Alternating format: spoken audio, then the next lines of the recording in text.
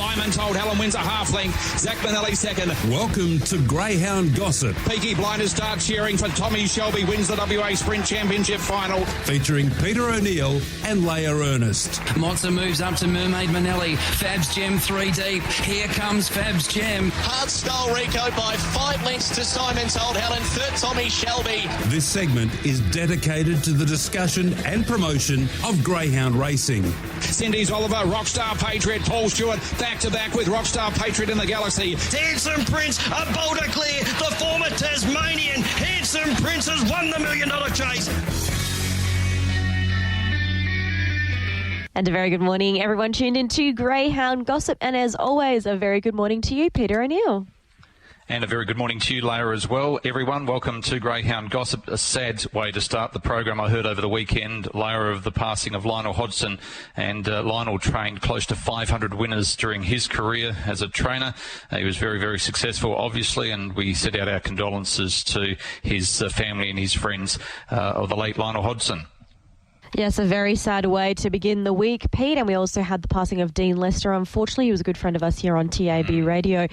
But we take a look over the weekend, Pete, and we saw Crumble Manelli take out the Puppy Classic for David Hobby on Saturday. He's done an incredible job for David Hobby, 14 starts with 11 wins. And so, you know, someone to keep an eye out on. And we also had the WA Mandurah Middle Distance Challenge over the weekend there at Mandurah.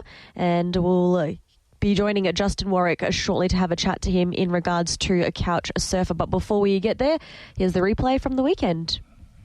Racing, Couch Surfer won the jump. It's a Dimes punching up on the inside of Jump Into Action. Columbus Manelli held out 3 wide early. And back at the tail of the field, West on Gillaby with Poppy Passion. Couch Surfer sprinted away mid-race, led by 5, It's a Dime. And then Jump Into Action. West on Gillaby the fence, Columbus Manelli posted deep. And last is Poppy Passion. Couch Surfer is still flying along. 6 in front of It's a Dime with 150 to go. West on Gillaby third over Jump Into Action. Couch Surfer still 5 ahead of It's a Dime. West on Gillaby running a great race, but it's Couch Surfer all the way in 36.61, wins by half a dozen.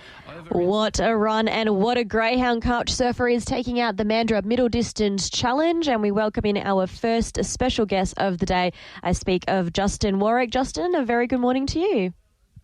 Hi, good morning. Good morning, listeners. Outstanding win, Justin. Good morning by Couch Surfer. He's building up an incredible strike rate now. He's won his last 6 in a row, and that was his second start down at Mandurah, and he dominated right from the start. He's a promising chaser, isn't he? Yeah. Obviously I'm pretty new to the game, and a lot of beginner's luck here with me. But it's definitely a ride and a half that he's taking me on. That's for sure. Well, you might be underselling yourself because you've been successful in now 3 codes, harness racing, thoroughbred racing and now greyhound racing, and it's not an easy job to raise a litter. You obviously had some good support with the Britons and Chris Holtz behind you. Did you think when you started venturing into greyhound racing and whelping down a litter that you would have one that would be the opening favourite for a couple of races, big races coming up here in Perth? Well, I'm the eternal optimist, so I always think very positively, and I treated them all like they were all going to be champions. Obviously, they're not going to all be good, but it was very enjoyable raising them, and I had some really good people around me at the time that were working on the farm, and they got exercised a lot, and we did put a lot of time and effort into them, hoping that whatever we did would help them on their way, on their journey once they left us. And this boy's been very impressive. He's now won 8 of 16, so a 50% strike rate, and he's won in excess of $60,000 in stake money. He's only just turning 2 years of age now, and there's obviously some big questions on him on which way he goes. But before I get to that, you were there on Friday night. How did you enjoy Mandurah and also collecting the trophy for a winning prize in the Mandurah middle distance? Yeah, well, it was a bit nerve-wracking, obviously, because I hadn't been to see him go around, and he was doing quite well without me turning up and watching. So when you turn up that you're sort of on a bit of a hiding to nothing if things went wrong or he got beaten, which one day he will be, or he'll get beaten again. But it was good. I had a really good night, had some good friends there, and had a great weekend. Actually, after that, we went off to the races on the Saturday at Pinjarra, so I had a very enjoyable weekend. Sunday was a very long day, I can tell you.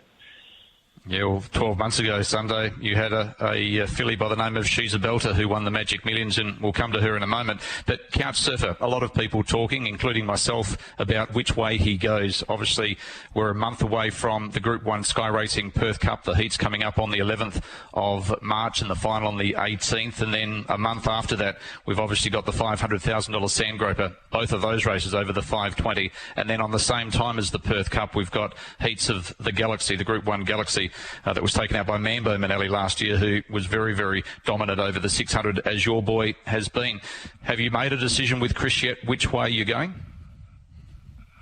Well, I probably don't have much input in as much that I'm not a professional when it comes to this, so I've got my ideas, but the bottom line is it comes down to what they think he should do, and the Galaxy is the way that he'll be heading at the moment, and we'll get that out of the way, and then we'll hopefully we get that through that unscathed, and then we worry about the next hurdle after that. So the next month, he'll be heading towards the Galaxy, and fingers crossed things go well for him there and he doesn't have any bad luck. Well, that's great news, Justin. I'm not sure if you're aware, but having a look on the markets here with Tab Touch, Couch Surfer is actually the current favourite for the Galaxy at $4.50. Did you know about that? Someone texted something through to me on Saturday night or Friday night, I think, to say that he was a $6 favourite for it. So obviously someone thought that was a bit over the odds, so they've had a bet on him. I'm always a bit jinxed about backing my animals, so I'm happy to just pick up the prize money. But it's nice to know that people think he's the favourite for it. It's always better to be the one that's the favourite for it than not. And you've got 3 or 4 weeks, or Chris has got 3 or 4 weeks to get him ready for the 7:15. What is his plan? You would have spoken to Chris on Friday. What's his plan over the next few weeks as he leads into the Galaxy? Apparently he's pulled up okay. He's got to have a week off at some stage, or they want to give him a week off. So I'm thinking they're leaning to giving him this week off, and then getting him ready. But for the races, but I'll be honest, I really don't have much to do when it comes to, I don't have anything to do with the day-to-day side of it. That's what they do. So they did say he's going to have a week off at some stage, and they were leaning towards this week, but what they end up doing, I'm not too sure. All right. Now, you mentioned you went to Pinjarra races on Saturday, and it looked like it was a great day down there again. Luckily, I didn't go because last year I walked away owning a pup thanks to Taylor Cortland. But she's a belter. She was outstanding. She won 12 months ago, and then you decided with the owners to send her across the eastern states, where she went on a great ride that she took you on. She's, I think, won $1.5 million, and she's currently 20 votes ahead. She's in 10th position, 20 votes ahead of Keats in the All-Star Mile voting, which closes in just over 5 days' time, and people can go into the running if they vote for their favourite horse, and their horse wins $250,000 just for voting. It's all free, so we're hoping that our listeners this morning will get behind She's a Belter. How's she going, and when do we see her next? So she'll race on Saturday at, pretty sure it's Warwick. I'll fly over and watch her go around again. So she raced the other day, and we sort of made a bit of a mess of it, really. I think we're all a bit keen, and including the horse herself. And we went forward when we should have gone back, and she got a bit tired. She only got beat 1.8 lengths, I think it was. And William was he was a bit annoyed with himself, and we were all a bit annoyed with ourselves that we were sort of we're treating the race like we're trying to sort of win the race, where she's probably better off just to jump out and let her settle and let her come home. So that's what she'll be doing this weekend. She races in the Surround States. It's a Group 1 this weekend. I think she's got a great chance in that. And then that will be probably the platform on which way we go afterwards towards because it's a bit awkward. It's 3 weeks after this weekend into the All-Star Mile down in Melbourne. She's racing right-handed at the moment, and she's got to go down there and race left-handed. So we will have a conversation after she races this weekend on how we go about that, whether she doesn't race for 3 weeks or they trial her in between, or what's going to happen. So we'll sort all that out after we get this weekend out of the way. You might be lonely over there on Saturday, because I think the Gallardis will be here in Perth celebrating their 50th birthday, which you'll be missing. Yeah, so they won't be there, which, probably the liver will be. The liver's sort of pretty happy about that idea, but there will be a couple of other owners that will come over and keep me company, I'm sure.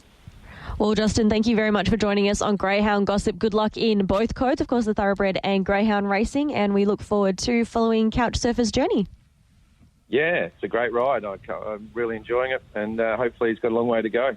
Fantastic. Justin Warwick joining us there on Greyhound Gossip, Pete, and he's got a big journey ahead of him with Couchsurfer, and we're about to join our next special guest on the show, and we've got Steve Shinners from the Shinners Kennel joining us here on Greyhound Gossip. Steve, a very good morning to you.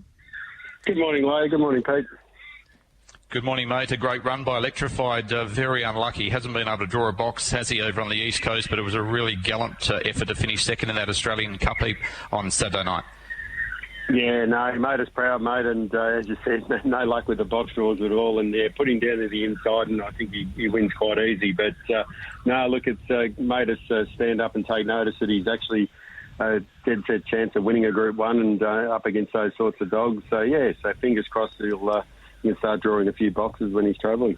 Well, Steve, I thought it was a fantastic run by him regardless to come fourth after, that jump and to come into the back straight, and he was in the middle of the field. So, I was pretty proud cheering him on from WA. What did you think of his run, and how did he pull up?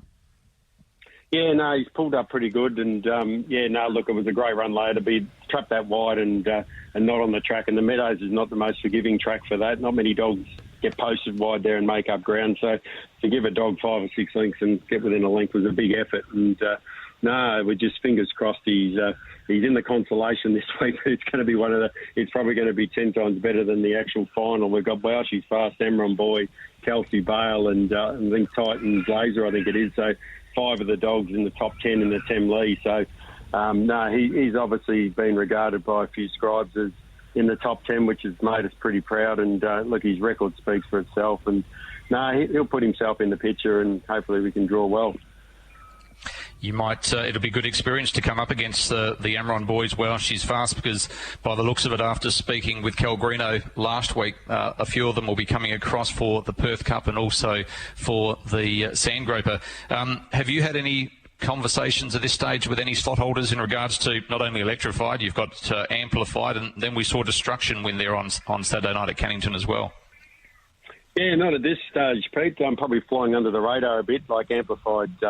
Would probably be the pick, obviously, especially if she can draw near the inside, running 29 forwards with early speed. She's going to be difficult to beat on any track at Cannington with especially the race experience under her belt, and that's probably what she's got an advantage over a lot of the dogs that are coming from interstate. It's not the easiest track, as we know, and it's definitely got to be up in the first 2 or 3 taking on those sorts of dogs. So, yeah, no, she'd definitely be a chance. And Electrified is an absolute competitor. He's probably well suited, and that's his first run over there in open company, so he handled himself perfect. So, definitely a chance, and we'll just sit back and wait and see what happens, and probably got a 2 or 3 pronged attack, as you said. So, and Destruction actually Yeah, sorry, mate. Yeah, so you've got a 3-pronged attack. Would you put Amplified still ahead of Electrified at the moment, or not necessarily? Yeah, look, I don't think there's a lot between them. Just, look, if she got to the front, he probably wouldn't catch her because, as you know, running 29.4, you're not going to get run down too many times running those sorts of times. And, look, she's just having a little freshen up. She was unfortunately a bit of a victim of circumstances with the meeting we lost here a few weeks ago with the air conditioning, and then we couldn't get a 500 for her the next week, and then she had a bad flight across. So, unfortunately, she was well and truly underdone into that 600. Cal could only get one sort of 500 into her on the Monday, and she tried her absolute best, but and obviously, unfortunately, the track was a slow 6, so we're just sort of making it safe for that big race, so it sort of didn't suit her at all, and she gave her absolute best, but pulled up pretty flat afterwards, so that's why she didn't end up going around the Australian Cup Heats. She came back with us and just have a small freshen up leading into the Perth Cup Heats, and she'll probably have a run or 2 just before the heats, but yeah, she's back home and she's back to her best now, and it was just unfortunate. But yeah, look, she'd be probably definitely my pick, but look, he's not far behind her, and he's the young one coming through now where she's sort of done it and hasn't got too many more starts left, but yeah, he's definitely a high-class dog. So. But there's a few slot holders that are looking for greyhounds at the moment, and I think they could be worse than looking at your 3. With that in mind, and coming back to the Perth Cup Carnival, will you stay here in Perth if you do get a slot, or would you still plan on heading across to Sydney for the Golden Easter Egg Carnival? No, we'll be staying here, mate. We won't be going over there. So give them home track advantage here is massive, as you know. So we'll definitely be staying here, and and hopefully we get a few of the interstate dogs come across and make it a great race. So it'd be pretty exciting, I'd say. And then from there we probably go to the slot holders, but they're probably, as you said on the radio the other day, they're probably going to have to start making up their minds within the next few weeks of which way they go. Otherwise, they'll probably miss out on a few dogs. But we'll see what happens. Well, we're hoping to get a few announcements in the next couple of weeks, Steve, so fingers crossed for one of your greyhounds, and we look forward to seeing them race, whether it be over here or over east. Good luck. No worries. Thanks, Leia. Thanks, Pete. Steve Shinners joining us here on Greyhound Gossip, and as always, we are going to be joined by our very good friend Jason Lincoln on the show this morning. Now on Greyhound Gossip, we welcome the Greyhound guru, Jason Lincoln, from Sky Racing. She's a pearl in full flight at the home turn. She led it by 6 on Coast Model. Richard Otter getting up on the inside. But this is greatness from a champion. She's a pearl wins the $10 million chase. And we have Jason Lincoln from Sky One joining us this morning. Jace, a very good morning to you. Morning to you, Leia, Pedro. Hope we find you well, bright-eyed and bushy-tailed. As always, how do we find you this morning? Yeah, well, back from Melbourne. Beautiful weather here today. Thought I might even go and get a game of golf in the Savo. So, nice and relaxing earlier in the week. But, looking forward to getting back down to Melbourne on Saturday for the final of the Australian Cup. Next Monday, be all right? Just before we get through the heats and also into the final, Jason, and good morning to you. Sounds like you might be doing some track work. The big news coming out this morning, release from Greyhound Clubs Australia, that Troy Iwanick is the new executive officer for Greyhound Clubs Australia. Of course, Troy was from Perth. I think he's back here now, and he was on the board for the Melbourne Greyhound Racing Association and has been involved in greyhound racing for a number of years. His father was a legendary trainer here, and he's had success himself. Yeah, I'll go down and pop them in. Yeah, sorry, I found it hard to hear that question. Do you even get cross lines in 2023? We don't, but probably the dogs up there might. All right, what we'll do is we'll hang up, Jason. We'll just hang up that line later. We'll come back and go to back to Jason in just a moment. But I was mentioning that Troy Iwanick is the new executive officer for Greyhound Clubs Australia. That was announced earlier on this morning in a media release from Luke Gatehouse, and Troy has practiced as a lawyer over in Melbourne, and I was over there a couple of years ago at the Melbourne Greyhound Club, and I remember Troy took us out for dinner along with Eddie Caruana from the Meadows, and he's done a wonderful job, and he's been involved in greyhound racing for a long period of time. So we wish him all the best of luck. It's a big job, and hopefully Greyhound Clubs Australia can continue to work strongly with all of the clubs around Australia, Leia. Yes, and Pete, I have to apologise because that was my fault with what was happening with Jason. We still had Steve's lineup, but we've got Jason back now. Jason, take two. How are you? Yeah, good. Yeah, I've been in therapy for quite some time. I thought those voices in my head had finished, but anyway.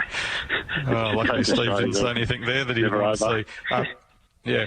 The announcement I mentioned of Troy Iwanick. GCA, is that what you said? Yes, Greyhound Clubs Australia. He's the new CEO. Sure. Yeah. Hopefully he brings a different sort of I don't know, mindset's necessarily the right term, but a different approach. Because I think there could be some improvements with the way that GCA liaises with the rest of the industry and some of the roles that they play on behalf of the industry. But I think they're a very important cog in the wheel for sure. The Australian Cup Carnival, which you were down there for the heats there on Saturday night, was first run back in 1958, which Rookie Rebel won, and there's been some stars that have won it over the years, including the likes of Brett Lee. I also think that Fanta Bale was successful in this race, and there's been Lala Kiwi last year. Who do you think will be winning the Australian Cup this year? Yeah, what are your recollections of Rookie Rebel winning it? Back then, Pete, you would have been in what, primary school, I guess? Yeah, primary school back then. Thanks very much, mate. Champion middle distance. Yeah, champion middle distance chaser. Mate, look, really even final. I think Mortified's probably the right favourite, but you could pick holes in a form from inside draws as opposed to outside draws, but you couldn't have been any more impressed by her win there the other night. And the dog, I distinctly remember Leia asking me last week if I like something for the series, and I know I sat on the fence a bit, but the young dog I did mention, Victor Damien, he was so impressive. I know people will point to, the draw maybe helped him a bit, but he still showed really good track sense. If you watch the run again, he sort of switches path approaching the first turn when the dog in front of him just wasn't going as quick as he was, and his track sense to switch across heels then, land on basically the back of the dog, I guess, to use trotting parlance in the breeze. And then when the dog sort of 3 wide dropped off, he just pulled into that path, took off. And I think I was talking to Joe this morning, look, Vader Bar wouldn't be, the best greyhound in Australia by any stretch, but the way he left her from the top turn to the 600 boxes was extraordinary. He's got a tricky draw in 7 in the final, but I wouldn't completely dismiss his chances. And I've danced around it. Who do I like? I like Landon Bale. I was very impressed with his win from the pink there Saturday night. I watched that race with Patch right next to the boxes, and he was probably 7th off the mat. His acceleration was so brilliant that by halfway down the straight, he's crossing the field. He can run those splits to the back that win you Australia Cups and Melbourne Cups. And I think he's got a sense of timing as well, Pete. Yeah, well, I think Victor Damien's the best greyhound out of South Australia for a little while. He's currently at $7. The favourite with Tap Touch is Mortified at $3.50. Landon Bale $4 and Fernando Mick at $4.60. But I think going out, I agree with you on his run. Victor Damien the other night was outstanding. What about the Fanta Bale series? Tap Touch currently has Corborn Magic out in box 8, the favourite at $3.80. Ariane Bale at $4.20. Yeah, this is a race I want to bet into, and I'm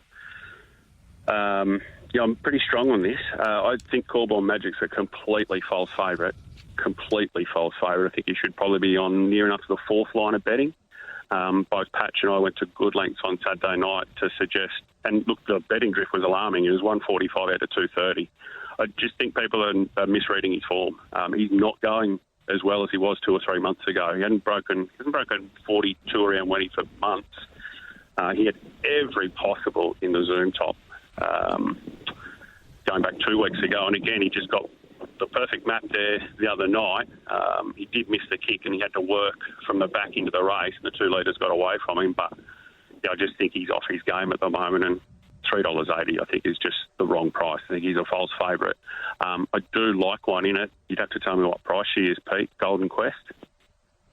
Golden Quest is currently quoted $12. At $12. There you go, Leia. So have your wager on Golden Quest there. This is a race where there's probably 3 or 4 leaders, and it could end up one of those scenarios, Pete, where the leader ends up with sort of a couple of dogs behind it running cover. Quarter could fill one of those roles. There's a couple of others there as well. Look, there is some strength in it. Ariane Bale and Stagger Out League has jumped a lot better the last 2 weeks. But at $12, she'll run you a massive race, Golden Quest. Yeah, absolutely. Now, just before we let you go, and we appreciate your time, after last week's show with Cal Greeno on and mentioning that he was going to bypass Sydney and come to Perth with Wow She's Fast, and obviously the Perth Cup and the Sandgroper. She's currently the $4.50 favourite for the Sandgroper. There's a lot of talk now going on from slot holders, and they're maybe not jumping, but obviously looking to make decisions.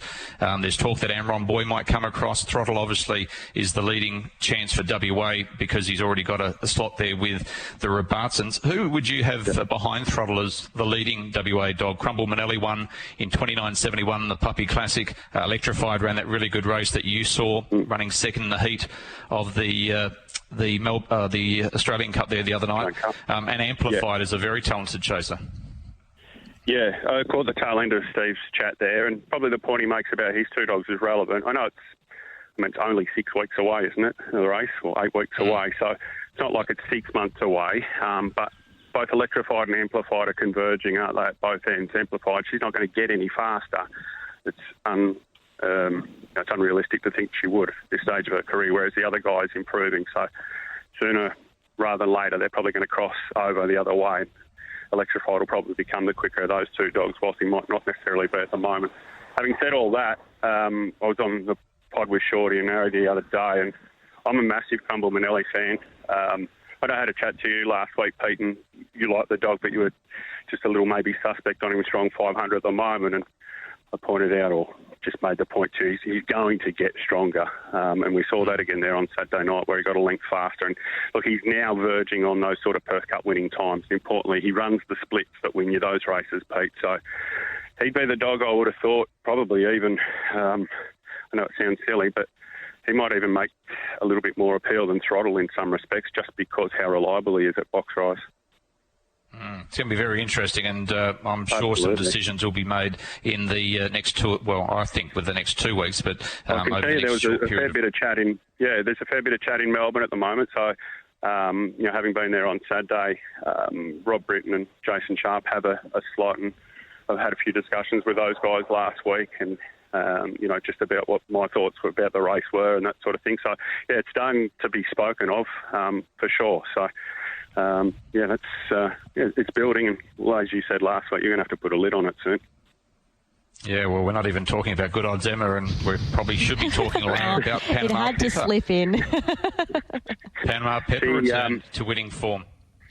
Oh, is that right? Well, he is a very exciting dog, and I guess he's out of sight, out of mind a little bit, isn't it? When you've been on the sidelines for a bit, and we were speaking about him in glowing terms not too long ago. So, that's exciting for you, Leia. And your girl Pedro, she had her first trial back at Goulburn the other day. She went okay, so she's going to be aimed at the Golden Easter egg in any case.